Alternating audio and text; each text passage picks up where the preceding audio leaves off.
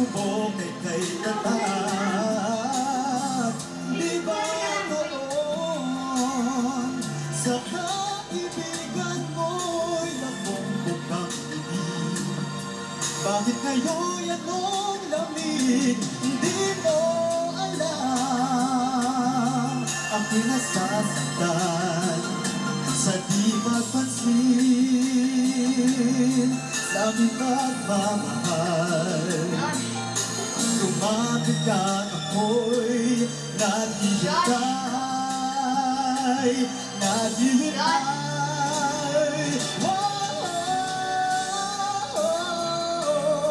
Ako'y nasasaktan sa di magpansin sa aming pagmamahal.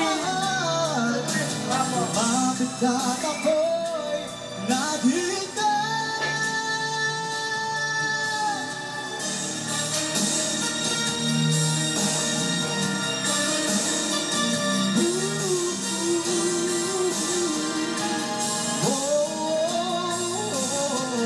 Di mo alam, ako'y nasasaktan sa di magpansin sa aking pagmamahal.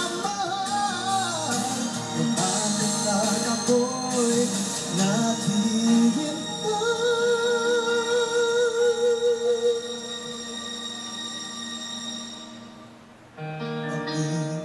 Noon ako'y nabulag ng mandarayang mundo.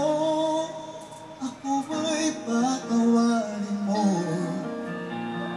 Mula ngayon, ang buhay kong ito'y iyalay sa'yo. Gamitin mo ako kaya ng dati. Kaya ng dati. Kaya ng dati.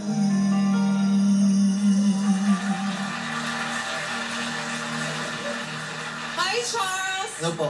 Hello! All the way from Baclaran, 23 years old. Ang kinanta po, Gaya ng Dati by Gary V. Hindi yan Gary V. Yes. Bibirong kanta yan ng Gary V. Ito naman, balita namin isa kang nagtatrabaho sa bank. Anong trabaho mo sa bangko? Check verifier sa mga check. Check verifier. So, ano yung eksaktong ginagawa ng check verifier? Oo. Tinitignan mo, pag may cheque, may pinideposit akong cheque, ano gagawin mo?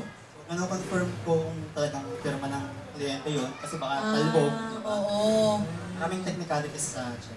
Marami, alam mo, maraming hindi nakakaalam yun, no? Ano yung proseso na pag may cheque yung deposit, ano ba Oo. nangyayari dyan? Kung pag tumatalbo, Yes. closed account, mga ganyan, di ba? Ay, nako. Ito. Maraming sasabihin to at sigurado matutuwa. Natuwa siya sa iyong pagkanta. Si Regine Tolentino. Regine. Yan. Good job, Charles. You know what?